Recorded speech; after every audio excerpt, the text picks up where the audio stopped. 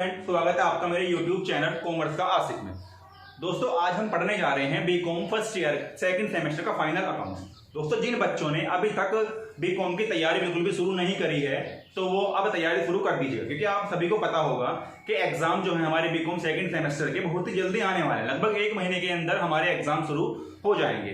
तो दोस्तों उसकी अच्छे से प्रिपरेशन करने के लिए मैंने अपने इस चैनल को बनाया है। तो दोस्तों आज जो हम पढ़ने जा रहे हैं उसके चैप्टर का नाम है फाइनल अकाउंट्स। तो दोस्तों अगर हम फाइनल अकाउंट्स को भी अच्छे से पढ़ लेते हैं तो एक अकेला फाइनल अकाउंट्स ही हमारे पेपर में इतना आ जाता है कि हम पासिंग मार्क्स बहुत अच्छे से ला सकते हैं। तो दोस्तों हमें जो तैयारी करनी है वो बिल्कुल अच्छे से करनी है ताकि हम पेपर में बहुत ही अच्छे मार्क्स ला सकें। जैसे कि हमें पता है कि हमारे पास पेपर का टाइमिंग बहुत कम बचा हुआ है, तो उसके हिसाब से मैं अपने इस चैनल पर बहुत ही अच्छी और इंपॉर्टेंट क्वेश्चनों की वीडियो डालूंगा, जिससे बहुत ही कम समय में हमारा टाइमली कोर्स पूरा हो सके और आप सभी बच्चे अच्छे से मेहनत कर सके और आपके सभी के अच्छे से नंबर आ सके। तो दोस्तों आज हम पढ़ने वाले हैं जिस चैप्टर का नाम है फाइनल अकाउंट्स, जिसको हम हिंदी में बोलते हैं अंतिम खाते। तो दोस्तों इस कोर्स चैप्टर की हमारी इतनी इंपॉर्टेंस है पेपर में। तो देखिए दोस्तों आप सभी को पता होगा जो हमारा पेपर होता है वो होता है 75 मार्क्स का, क्योंकि अब से 25 मार्क्स का जो होता है वो तो होता है हमारा इंटरनल एग्जाम जो कि हमारी कॉलेज के द्वारा मिलते हैं, और उसके अलावा 75 नंबर का मतलब 75 नंबर का हमारा जो पेपर होता है वो यूनिवर्सिटी के द्वारा लिया जाता है।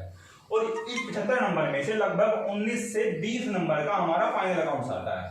19 से 20 नंबर का हमारा फाइनल अकाउंट्स आना कंपलसरी है, जो कि हमारा आता ही है। तो इसलिए इस चैप्टर को हम बहुत ही डीपली और बहुत प्यार से हम इस चैप्टर को समझेंगे। तो दोस्तों सबसे पहले फाइनल अकाउंट्स अंतिम खाते क्या होते हैं। दोस्तों अंतिम खाते वह खाते होते हैं जो किसी भी फर्म में साल में एक बार अपने फर्म की आर्थिक स्थिति जानने के लिए बनाए जाते हैं, उन्हें बोलते हैं अंतिम खाते। जिससे हमें यह पता लगता है कि हमारी जो फर्म है उसमें कितना लॉस हुआ है, कितना हानि हुई है, कितना फायदा हुआ है, या हमारे पास कितनी एसेट्स हैं, कितनी लायबिलिटी है, सब कुछ हमें इस फाइनल अकाउंट से पता लग जाएगा। तो दोस्तों इस फाइनल अकाउंट्स के अंदर हमारे 2 हेड आते हैं। एक हेड होता है हमारा अकाउंट्स का और एक हेड होता है हमारा स्टेटमेंट का। क्योंकि इस फाइनल अकाउंट के अंदर हमारे पास 3 अकाउंट्स बनते हैं, जिसमें 2 अकाउंट्स होते हैं और एक होता है स्टेटमेंट। तो जो अकाउंट्स होते हैं दोस्तों उन अकाउंट्स में जो पहला अकाउंट है वो हमारा है ट्रेडिंग अकाउंट्स, जिसका नाम है व्यापार खाता, और जो दूसरा अकाउंट है वो है हमारा प्रॉफिट एंड लॉस अकाउंट, जिसका नाम होता है दोस्तों लाभ हानि खाता। और जो स्टेटमेंट होता है उसको बोलते हैं बैलेंस शीट, जिसको हम हिंदी में बोलेंगे आर्थिक चिट्ठा। तो दोस्तों सबसे पहले हम पढ़ने जा रहे हैं व्यापार खाता यानी ट्रेडिंग अकाउंट्स। दोस्तों इस अकाउंट्स में जो हमारे खर्चे आते हैं, देखो प्रत्येक व्यापार में हमारे पास 2 चीजें होती हैं, एक तो हमारे खर्चे होंगे या एक इनकम होगी। हर व्यापार में हमारी हर चीजों को 2 चीजों में बांट दिया गया है, एक तो हमारी इनकम में बांट दिया गया है, आप सभी को पता ही होगा, और एक है हमारे पास एक्सपेंस। तो एक्सपेंस होते हैं हमेशा हमारे डेबिट, और जो होता है क्रेडिट में वो होती है हमारी इनकम क्रेडिट। तो डेबिट एक्सपेंस जो कि हमें बिल्कुल नॉर्मली क्वेश्चन में ध्यान मिलता है, अगर नहीं भी ध्यान मिलता है तो हम अपने हिसाब से देख सकते हैं कौन सा एक्सपेंस है कौन सा इनकम है। नॉर्मली हमें हर क्वेश्चन में ध्यान मिलेगा डेबिट साइड और क्रेडिट साइड। तो आप सीधा सा सिंपल समझ जाइए, क्रेडिट साइड वाली चीजें हमारी इनकम है और लायबिलिटी है, और एसेट्स डेबिट साइड वाली हमारी एक्सपेंस हैं या एसेट्स हैं। ये 2 चीजें आती हैं इसमें, और यहाँ आती है इनकम और लायबिलिटी, ये 2 चीजें आती हैं हमारी इसमें। तो दोस्तों पहला अकाउंट हमारा व्यापार खाता। व्यापार खाते में क्या आते हैं हमारे डायरेक्ट खर्चे यानी प्रत्यक्ष व्यय। अब प्रत्यक्ष व्यय होते क्या हैं। तो दोस्तों प्रत्यक्ष व्यय वे व्यय होते हैं जिन खर्चों का संबंध सीधा माल को बनाने से होता है। जैसे दोस्तों आप एग्जांपल लीजिए, सपोज करो हम मार्केट से कुछ सामान खरीद के ला रहे हैं, हमारी एक दुकान है गांव में, और हम मार्केट से बाजार से सामान खरीद के ला रहे हैं। तो सामान खरीद के जो रिक्शा वाला होता है उस सामान को रिक्शा में रखकर हमारे घर पर लाकर छोड़ेगा। तो जो रिक्शा का भाड़ा होता है ना, भाड़ा जिसको बोलते हैं फ्राइट, जो फ्राइट होता है वो हमारा प्रत्यक्ष खर्चा है। क्यों है प्रत्यक्ष खर्चा। अगर हम रिक्शा में सामान नहीं लाएंगे तो आप बताइए सामान अपने आप हमारी दुकान में आ जाएगा, नहीं आ सकता ना सामान। तो उसके लिए हमें उसको करना पड़ेगा, फिर वो अपना हमारा सामान अपनी रिक्शा में ला देगा, फिर हमारे घर लाकर छोड़ देगा, तभी तो हमारे यहाँ सामान लाएगा, तभी हम उसको बेच सकते हैं, क्योंकि मार्केट से तो हम बेच नहीं सकते हैं। इसीलिए दोस्तों जो उसको हमें खर्चा करा है वो है हमारा प्रत्यक्ष खर्चा, ठीक है। तो उन्हें बोलते हैं प्रत्यक्ष खर्चे। अगर हम वो खर्चा ना करें तो क्या बताइए आप, हमारी दुकान पर माल आ सकता है, या हमारी दुकान या फर्म जो भी है माल नहीं आ सकता। तो इसलिए उनको बोला जाता है प्रत्यक्ष खर्चे। तो दोस्तों इस अकाउंट्स में जो हम सीखेंगे वो डायरेक्ट एक्सपेंस सीखेंगे हम, क्या होते हैं डायरेक्ट एक्सपेंस। अब आपको पता लग गया होगा कि प्रत्यक्ष खर्चे क्या होते हैं। तो प्रत्यक्ष खर्चे दिखाने के बाद हमारा जो इसका डिफरेंस निकलेगा, मतलब इस जब अकाउंट को बनाएंगे, इस अकाउंट में 2 चीजें होती हैं, एक होती है डेबिट साइड और एक होती है हमारी क्रेडिट साइड। तो जब हम इन दोनों का टोटल करेंगे, टोटल करने के बाद जो भी हमारा डिफरेंस आएगा उसको या तो बोलेंगे ग्रॉस प्रॉफिट या बोलेंगे ग्रॉस लॉस। अगर डिफरेंस आता है डेबिट साइड तो ये मान लीजिए हमारा ग्रॉस प्रॉफिट हो रहा है, अगर डिफरेंस आता है क्रेडिट साइड तो ये मान लीजिए हमारा ग्रॉस लॉस हो रहा है। उसी प्रकार से ग्रॉस लॉस मतलब इसको हिंदी में बोलते हैं दोस्तों सकल लाभ। सकल लाभ, सकल लाभ का मतलब है जिस लाभ पर हमारा हक नहीं है, जिस लाभ पर हमारा और हमारे यहाँ वर्कर उन सब का हक है, उसे बोलते हैं हम सकल लाभ, ग्रॉस प्रॉफिट या ग्रॉस लॉस। यहां पर हमें सकल हानि भी हो सकती है जिसे बोलते हैं हम ग्रॉस लॉस। ठीक है, तो इस प्रकार से ये अकाउंट हमारा फाइनल अकाउंट ट्रेडिंग अकाउंट बन जाता है। उसके बाद जो हमारा नेक्स्ट अकाउंट आता है वो आता है लाभ हानि खाता। लाभ हानि खाते के अंदर जो चीज आती है दोस्तों वो आती है हमारे अप्रत्यक्ष खर्चे। अप्रत्यक्ष खर्चे क्या होते हैं? सबसे पहली बात तो यही है कि अप्रत्यक्ष खर्चे क्या होते हैं। तो अप्रत्यक्ष खर्चे वह खर्चे होते हैं जिन खर्चों का संबंध माल को बनाने से नहीं होता। जैसे कि हमारी फैक्ट्री में बैठे हुए मैनेजर की सैलरी, क्योंकि अगर हम मैनेजर की सैलरी नहीं देंगे तो हमारा माल बनने पर कोई फर्क नहीं पड़ेगा, तो यानी उसे बोलते हैं अप्रत्यक्ष खर्चे। एक इसका दूसरा दोस्तों एक शॉर्ट ट्रिक है हमारी प्रत्यक्ष और अप्रत्यक्ष दोनों खर्चों को समझने की। तो दोस्तों वो ट्रिक ये है कि जो प्रत्यक्ष खर्चे होते हैं ना, वो खर्चे वे खर्चे होते हैं जिन खर्चों को हम बार बार करते हैं, यानी जो खर्चे बार बार रिपीट होते रहते हैं। और उसी प्रकार से हमारे अप्रत्यक्ष खर्चे वो खर्चे होते हैं जिन खर्चों को हम साल में बार बार नहीं, सिर्फ हम एक बार करते हैं या 2 बार करते हैं, मतलब हर महीने में होने वाले खर्चे को बोलते हैं प्रत्यक्ष खर्चे। और जो खर्चे हमारे रोजाना यानी डेली वेजेस पे होते हैं उन्हें बोलते हैं अप्रत्यक्ष खर्चे। तो दोस्तों इस प्रकार से हमारा बनता है लाभ हानि खाता। तो खर्चे दिखाने के बाद इसमें आते हैं हमारी इनडायरेक्ट इनकम। इनकम का मतलब क्या होता है? जो हमारी फर्म में आय होती है, जैसे कि हमें इंटरेस्ट रिसीव हुआ हो, कहीं से हमें रेंट मिल गया हो या कमीशन मिल गया हो, वो हमारे इसके क्रेडिट साइड आएंगे, जो कि मैं अभी आपको फॉर्मेट समझाऊंगा, वहां आपको अच्छी तरह से तसल्ली में हर चीज समझाई जाएंगी। तो एक डेबिट और क्रेडिट आपके समझ में आ गया होगा। तो अब इस अकाउंट में भी हम इन दोनों का करेंगे टोटल करने के बाद जिस तरफ भी टोटल ज्यादा या कम आएगा तो हमें ये देखना है किस तरफ टोटल कम आ रहा है। अगर टोटल डेबिट तरफ कम आता है तो निकलेगा हमारा नेट प्रॉफिट, यानी हमारी फर्म को शुद्ध लाभ हुआ है। ठीक है, अगर हमारा टोटल आता है क्रेडिट का ज्यादा तो हमारा निकलेगा नेट लॉस। ठीक है, यानी हमारी फर्म को नेट लॉस यानी शुद्ध हानि हुई है। अब शुद्ध हानि और शुद्ध लाभ क्या होता है? शुद्ध हानि या शुद्ध लाभ वह लाभ होता है जिस लाभ पर सिर्फ और सिर्फ मालिक का हक होता है, यानी किसी भी कस्टमर या किसी भी हमारे वर्कर किसी प्रकार का भी उसमें कोई हक नहीं होता जिसको हमारी मतलब जिस पर पर्सनल सिर्फ मालिक का ही हक होता है। जो हमारा मतलब अगर ग्रॉस प्रॉफिट होता है उसके बाद होता है हमारा नेट प्रॉफिट। तो अगर नेट प्रॉफिट होता है तो वो हमारा कैपिटल में जोड़ दिया जाता है क्योंकि वो सिर्फ हमारा प्रॉफिट है। और अगर होता है नेट लॉस तो वो हमारा कैपिटल में से माइनस कर दिया जाता है क्योंकि वो सिर्फ हमारा लॉस है, उसे कोई कस्टमर या कोई वर्कर कोई नहीं झेलेगा।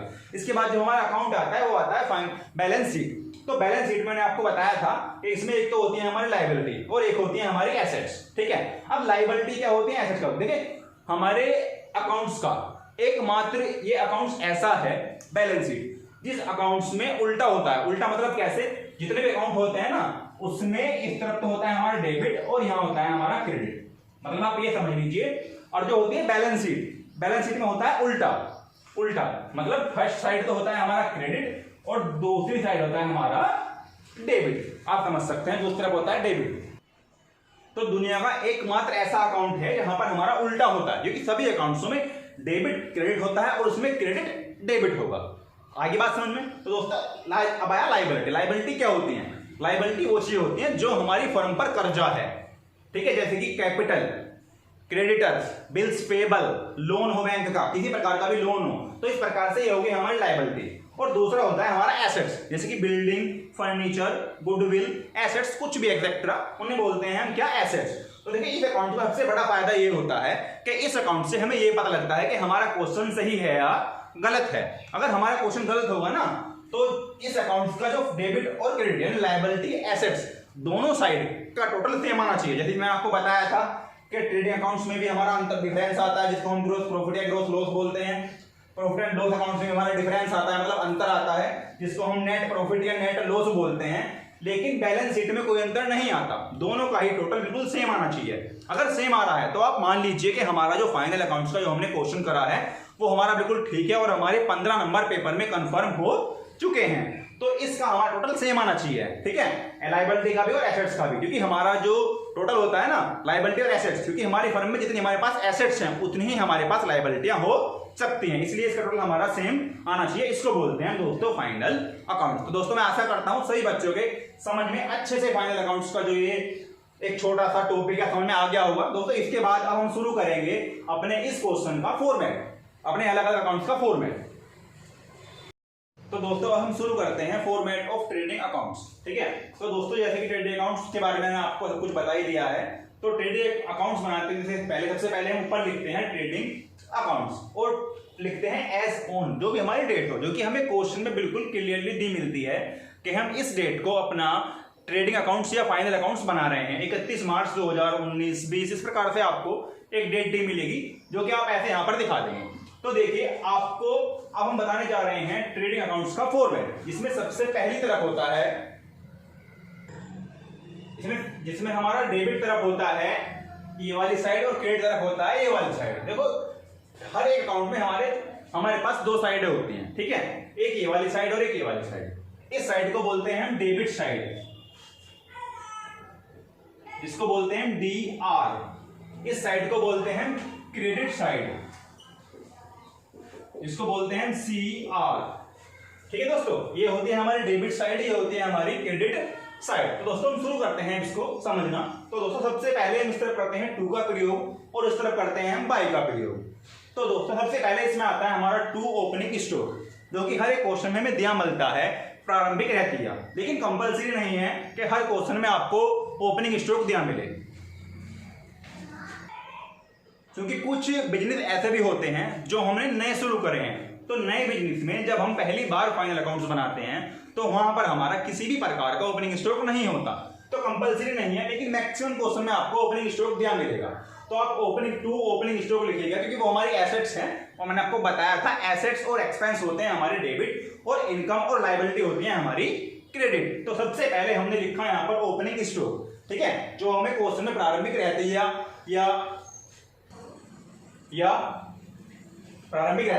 या मिलेगा आपको उसमें दिया हुआ प्रारंभिक स्टॉक। ठीक है, तो यहां हम डाल देंगे, या आपको एक डेट दी मिलेगी, बोलेगा स्कंद और डेट दे देगा 1 तारीख। अगर 1 तारीख है तो होगा हमारा ओपनिंग स्टॉक, अगर डेट है 31 यानी मंथ की लास्ट डेट तो हमारा होगा क्लोजिंग स्टॉक। तो दोस्तों सबसे पहले हमने दिखाया यहाँ पर ओपनिंग स्टॉक, जितने भी रुपए हमने यहाँ पर डाल दिए। उसके बाद जो हमारी दूसरी चीज आती है वो आती है हमारी परचेज।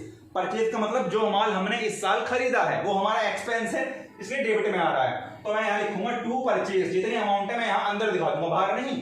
फिर माइनस करूंगा रिटर्न, अगर रिटर्न है तो, अगर क्वेश्चन में रिटर्न नहीं है तो सीधा आप परचेज के अमाउंट को बाहर दिखा दीजिए। बट अगर क्वेश्चन में रिटर्न है तो आप परचेज में से रिटर्न माइनस करिएगा, तब आप बाहर दिखाएंगे। लेकिन कुछ क्वेश्चन में क्या मिलता है, देखिए परचेज में से तो आपकी रिटर्न माइनस होगी।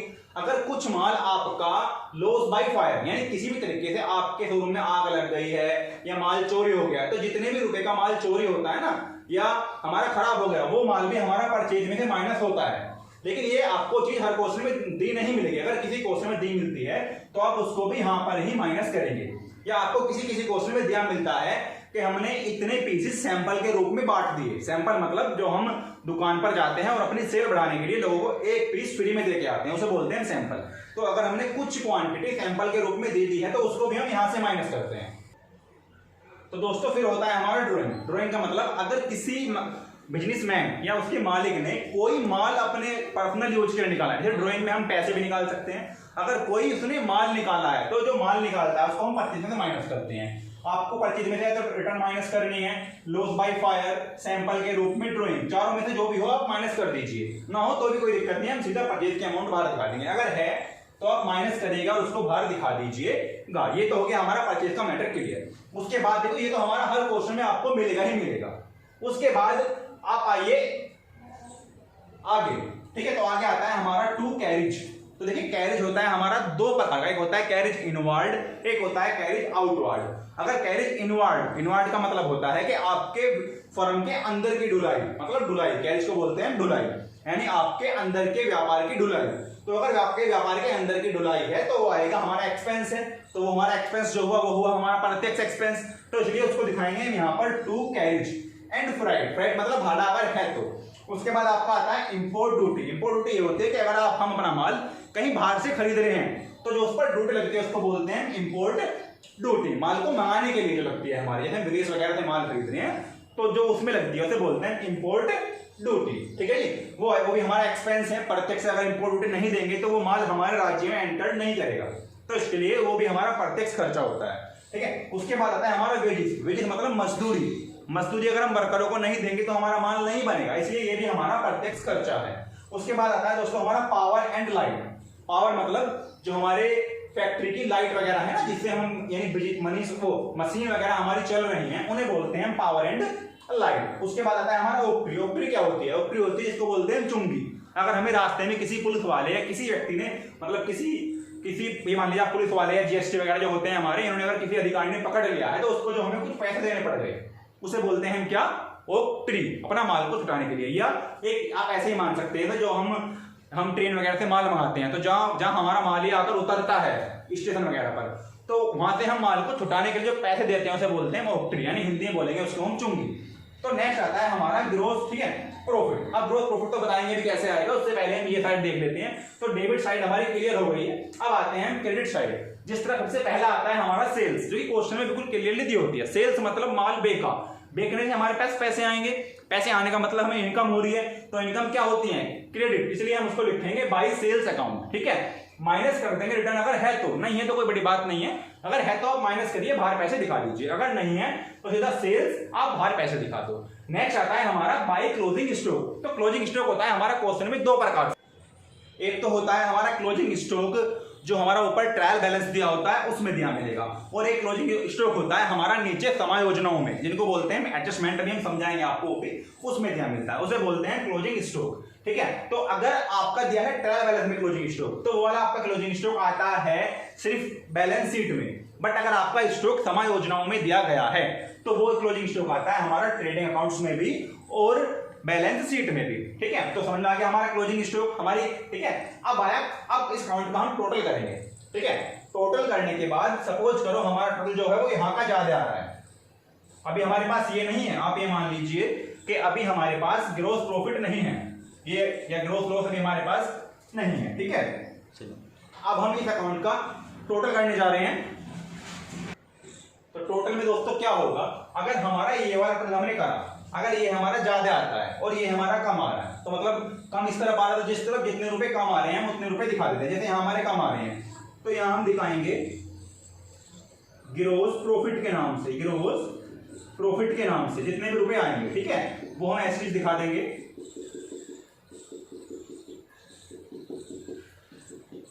समझ में आता है? जितने भी रुपए कमा रहे होंगे वो दिखा देंगे। इसका मतलब ये है कि हमारी फर्म को प्रॉफिट हुआ है, ग्रोस प्रॉफिट, सकल लाभ। अगर अब आता है हमारी इसका अपोजिट, अगर हमारा इस तरफ का टोटल आता है ज्यादा और ये वाला टोटल आता है हमारा कम, तो जितने भी रुपए कमाता है उतने रुपए हम इस तरफ दिखा देंगे और उसको नाम देंगे हम क्या? Gross loss. तो दोस्तों इस प्रकार से हमारा ट्रेडिंग अकाउंट्स का जो फॉर्मेट है वो कंप्लीट हो चुका है, ठीक है। तो दोस्तों या तो आप इसका स्क्रीनशॉट ले लीजिए या आप इसको नोट कर लीजिए। तो जो भी दोस्तों आप कर सकते हैं, जल्दी से आप, मैं इसको रफ कर देता हूं, आप 2 मिनट इसको है तो लिख लीजिए, स्क्रीनशॉट ले लीजिए।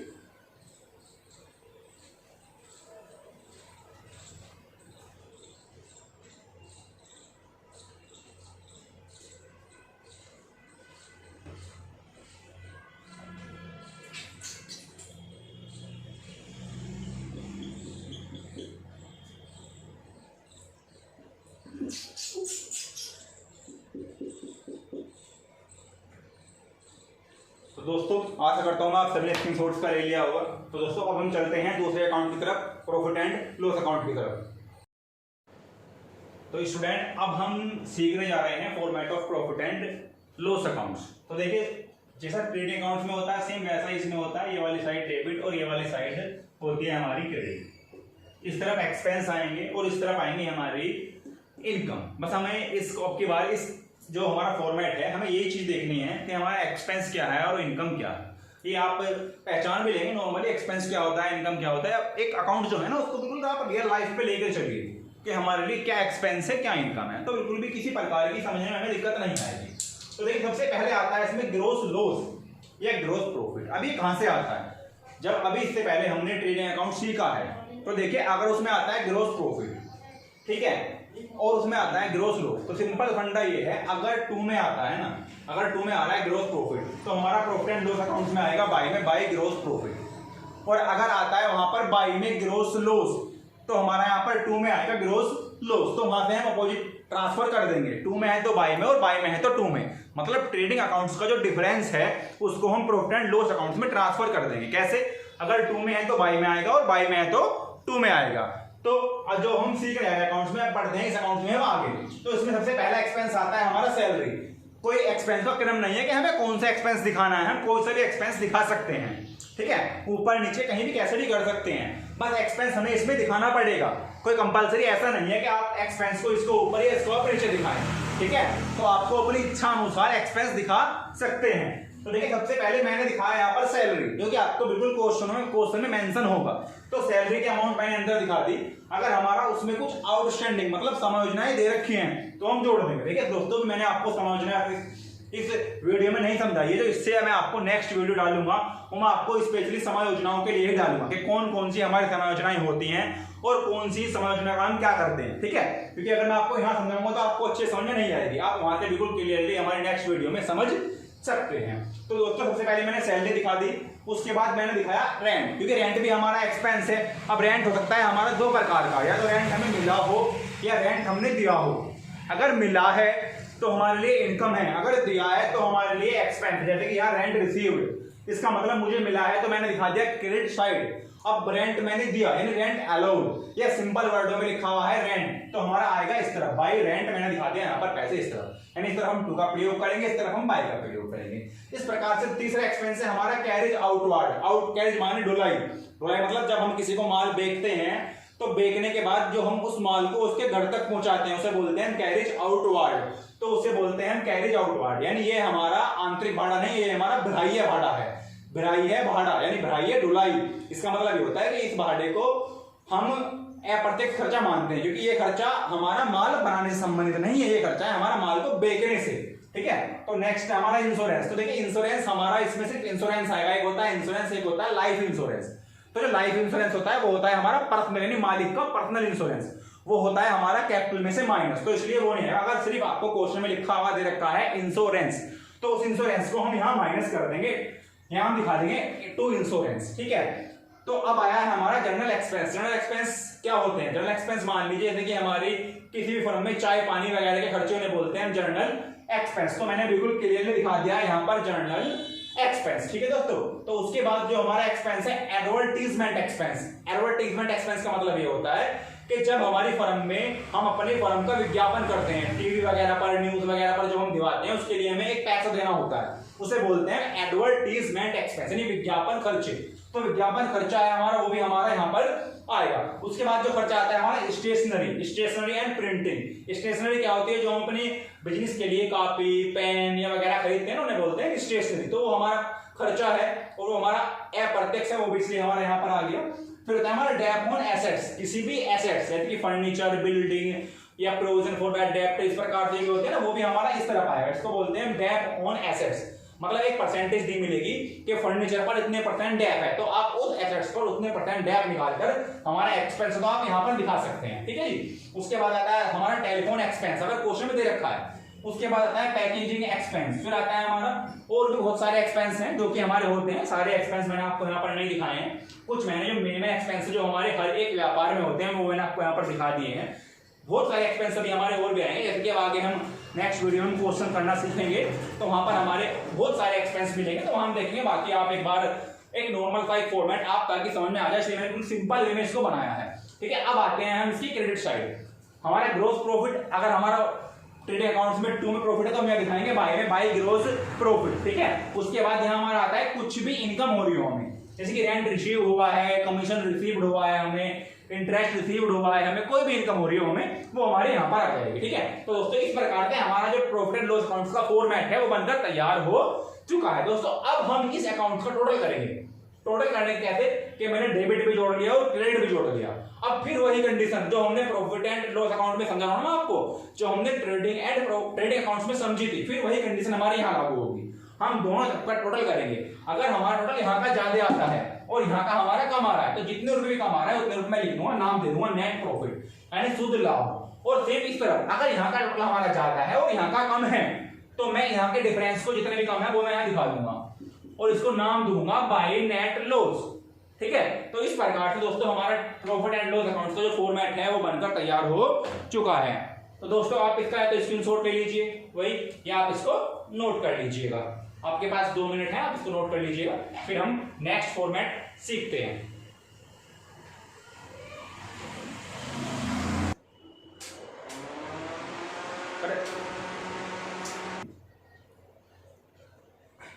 वीडियो हिला है।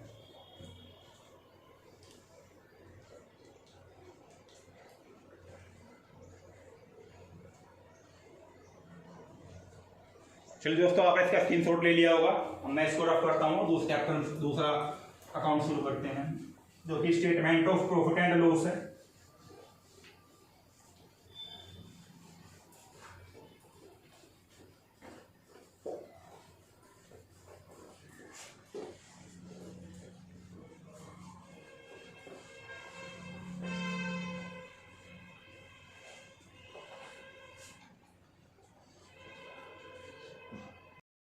दोस्तों अब हम शुरू करते हैं बैलेंस शीट। ठीक है दोस्तों, बैलेंस शीट क्या होती है? बैलेंस शीट हमारे व्यापार की आर्थिक स्थिति को बताने का एकमात्र ऐसा चिट्ठा होता है जिससे हमें ये पता लगता है कि हमारे पास फर्म में कितनी एसेट्स या कितनी लायबिलिटी हैं। ठीक है, तो कितना, ठीक है, सिंपल सी वे में हम शुरू करते हैं। बिल्कुल 2 मिनट का टॉपिक है, आप अच्छे से देख लीजिएगा। सबसे पहले ऊपर लिखते हैं बैलेंस शीट, देन लिखते हैं एज ऑन, जिस भी डेट को बना रहे हो। तो दोस्तों मैंने आपको बताया था कि बैलेंस शीट एकमात्र ऐसा अकाउंट है जिसमें उल्टा होता है। मतलब हर अब तक जो मैंने अकाउंट सीखे हैं उन अकाउंट में इस तरफ डेबिट था और इस तरफ क्रेडिट था, बट इस अकाउंट में होता है उल्टा, यहाँ पर क्रेडिट और यहाँ पर डेबिट। तो दोस्तों हम शुरू करते हैं। देखिए अब तक जो हम अकाउंट बना रहे थे वहां हम लिख रहे थे पार्टिकुलर अमाउंट यानी पापा, लेकिन इसमें हम लिखेंगे लायबिलिटी अमाउंट्स और एसेट्स और अमाउंट्स यानी ला, बस लाओ जाओ देओ मत कुछ भी। तो इसका मतलब ये है लायबिलिटी अमाउंट्स, लायबिलिटी एसेट्स और अमाउंट्स। इसमें हमारी 2 साइडें होती हैं। तो सबसे पहले सीखेंगे हम लायबिलिटी साइड, फिर सीखेंगे हम एसेट साइड। तो दोस्तों लायबिलिटी साइड में सबसे पहले लिखते हैं हम कैपिटल यानी जो व्यापार के मालिक द्वारा लगाई गई पूंजी होती है, जो कि आपको बिल्कुल क्वेश्चन में बिल्कुल क्लियरली दी मिलती है। ठीक है, तो हमने ऊपर लिखा कैपिटल। अब कैपिटल में हम प्लस करते हैं नेट प्रॉफिट। तो हमने नेट प्रॉफिट जोड़ दिया, जितने भी रुपए का है उसको हम जोड़ देंगे। ध्यान उसमें हम प्लस करते हैं इंटरेस्ट ऑन कैपिटल, अगर इंटरेस्ट ऑन कैपिटल है तो। अब इन दोनों को हम जोड़कर जो भी आएगा हम उसको यहाँ पर दिखा देंगे। उसके बाद हम माइनस करेंगे इसमें से ड्राइंग। अगर किसी भी क्वेश्चन में ड्राइंग दे रखी है तो क्वेश्चन में ड्राइंग आपको दी मिलेगी बिल्कुल क्लियरली। देन हम माइनस करेंगे नेट लॉस, अगर हमें क्वेश्चन में नेट लॉस हो रहा है तो नेट लॉस माइनस करेंगे और उसको हम यहाँ पर बाहर दिखा देंगे। ठीक है, उसके बाद हमारा आता है क्रेडिटर्स। अगर क्वेश्चन में देके चल रखा है क्रेडिटर वो होते हैं जिन बंदों को हमारे से पैसा लेना होता है, मतलब हमारे ऊपर कर्जा, उनको बोलते हैं क्रेडिटर्स। क्रेडिटर जो भी होंगे हम उनको यहाँ पर बिल्कुल क्लियरली लाइन में दिखा देंगे जितने भी रुपए के हैं। नेक्स्ट आता है हमारा बीपी, जिनकी फुल फॉर्म होती है बिल्स पेबल। बिल्स पेबल का मतलब होता है जब जिन व्यक्तियों से हमने या जिन बिजनेसमैन से हमने उधार माल खरीदा है बिल के थ्रू, तो जितने बिल के थ्रू हमारे हैं वो आएंगे हमारे यहाँ पर, जितना पैसे दिखा देंगे उनके यहाँ पर। ठीक है, उसके बाद आता है हमारा लोन। अगर किसी बैंक से लोन ले रखा है हमने, किसी पर्सनल व्यक्ति से लोन ले रखा है तो वो भी हमारा ऊपर लायबिलिटी है, तो वो भी हमारा इस तरह पे आएगा। देन आता है हमारा आउटस्टैंडिंग एक्सपेंस। कोई भी एक्सपेंस हमारे ऊपर आउटस्टैंडिंग है तो उसको हम यहाँ पर दिखाएंगे, जो कि हमें क्वेश्चन में बिल्कुल क्लियरली वर्डों में कह के चलता है। आउटस्टैंडिंग मतलब एजत खर्चे। उसके बाद आता है हमारा बैंक ड्राफ्ट मतलब कि जो करंट अकाउंट होता है बैंक में, उसमें हमें बैंक सुविधा देता है कि हम अपने अकाउंट से जितने पैसे हैं ना उससे एक्स्ट्रा कुछ पैसे निकाल सकते हैं, उसको बोलते हैं बैंक ड्राफ्ट। जितने रुपए हमने एक्स्ट्रा निकाले हैं तो उसको भी हम यहाँ दिखा सकते हैं बैंक ड्राफ्ट के रूप में, अगर क्वेश्चन में है तो। ठीक है, इसके अलावा कुछ एक लायबिलिटियां और होती हैं तो हमें जो हम आगे क्वेश्चन पढ़ेंगे वहां में सीखने को मिलेंगे अगर क्वेश्चन में है। तो ये वाली साइड हमारी मान लीजिए कंप्लीट हो चुकी है। ठीक है, अब आते हैं हम अपनी एसेट साइड, एसेट्स यानी डेबिट साइड। सबसे पहले जो भी हमें एक क्वेश्चन में बैलेंस शीट दी मिलती है, हमें बैलेंस शीट है ट्रायल बैलेंस। ठीक है, आप उसकी एसेट साइड उठा लीजिए। क्या उठा लीजिए? Assets side. तो एसेट साइड में जो भी आपका यहाँ पर दिखा दी, सबसे पहले है हमारी बिल्डिंग। तो हम बिल्डिंग ऐसे के ऐसे दिखा देंगे। अगर उस पर कोई डेट यानी कोई भी हमारी फिक्स्ड एसेट्स है, फिक्स्ड यानी बिल्डिंग, मशीनरी, फर्नीचर या एक्सेट्रा जो भी हमारी एसेट्स है उन पर डैप लग सकती है। डैप क्यों? जैसे कि हम कुछ वस्तु हमने आज खरीदी, आज खरीदने के बाद अगर हम उसको कल भी बेचते हैं ना तो कुछ ना कुछ कम रुपए की बिकती है वो, जिसको हम डैप बोलते हैं, जो हमने यूज कर ली।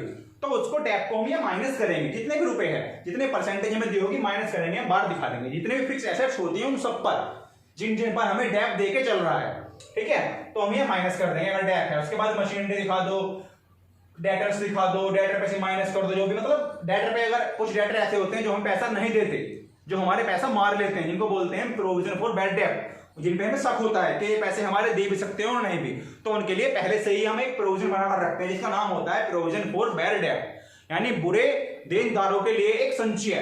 तो उसको हम माइनस करेंगे और हम बाहर दिखा देंगे, ठीक है। फिर मैंने बीआर लिया, बिल रिसीवेबल दिखा दिया, फिर गुडविल अगर है तो दिखा दीजिए, फर्नीचर दिखा दीजिए, एंड प्रीपेड एक्सपेंस कोई भी है तो वो भी दिखा दीजिए, ठीक है। तो दोस्तों जैसे हमारी फर्नीचर है, फर्नीचर की वैल्यू घट भी सकती है और बढ़ भी सकती है। अगर घट यानी कम हो रही है तो हम माइनस करेंगे, अगर इंक्रीज हो रही है किसी भी सन्ड्री एसेट्स की वैल्यू अगर माइनस हो रही है, कम हो रही है तो हम माइनस करेंगे। अगर हमारी बढ़ रही है यानी इंक्रीज हो रही है तो हम प्लस करेंगे। इस प्रकार से हमारा दोनों तरफ की हमने सभी चीजें यहाँ पर हमने लिख ली हैं। उसके बाद हम क्या करेंगे, इस अकाउंट्स का हम टोटल करेंगे, ये टोटल भी और ये टोटल भी। तो टोटल करने के बाद अगर हमारा टोटल दोनों तरफ का बिल्कुल सेम आता है, मतलब अगर यहाँ का 10,000 है तो यहाँ का भी 10,000 ही आना चाहिए। अगर दोनों तरफ का टोटल हमारा सेम आता है तो ये मान लीजिए हमारा जो क्वेश्चन है वो बिल्कुल परफेक्ट है, यानी हमारा क्वेश्चन ठीक हो गया है। तो दोस्तों इस प्रकार से आप फाइनल अकाउंट्स का पूरा फॉर्मेट अच्छे से सीख चुके हैं। अगर फिर भी किसी बच्चे को इस क्वेश्चन या इस वीडियो में डाउट है किसी भी चीज पर, तो आप मेरे व्हाट्सएप नंबर पर मुझे अपने डाउट्स भेज सकते हैं, मैं आपको सोल्व कर दूंगा जरूर। या कुछ चीजें मैं अच्छे से नहीं समझा पाया हूं तो आप उसके लिए मुझसे बोल सकते हैं कि सर इस चीज को दोबारा समझाइए, जो कुछ दिक्कत है आपको, अगर आपको अच्छे समझ में नहीं आता है। तो दोस्तों अब आप इसका स्क्रीनशॉट ले लीजिए।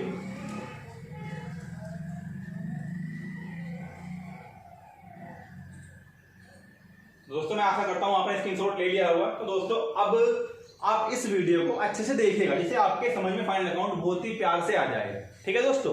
तो अगर आपको ये वीडियो अच्छी लगी हो तो दोस्तों इस वीडियो को ज़्यादा से ज़्यादा शेयर करें और लाइक करें और सब्सक्राइब करें, और जो बेल आइकन का बटन आता है उस पर क्लिक करें और उस पर ऑल वाले पर क्लिक करें, ठीक है दोस्तों, ताकि आपको मेरी आने वाली वीडियो सबसे पहले आपके पास का नोटिफिकेशन पहुंच जाए। दोस्तों ज़्यादा से ज़्यादा हो सकता है तो इसको लाइक एंड सब्सक्राइब करें एंड शेयर करें, जिससे तुम्हारे साथ साथ और बच्चों का भी फायदा हो। जो बच्चे क्लास लेने में असमर्थ हैं तो वो बच्चे भी हमारे यहाँ ऑनलाइन क्लास लेकर थोड़ा उनको भी बेनिफिट हो जाए। तो जो भी आपके दोस्त या जो भी आपके रिलेटिव हैं, आप ज़्यादा से ज़्यादा उनको शेयर करें ताकि और बच्चों को भी इसका बेनिफिट हो जाए, ठीक है दोस्तों। धन्यवाद।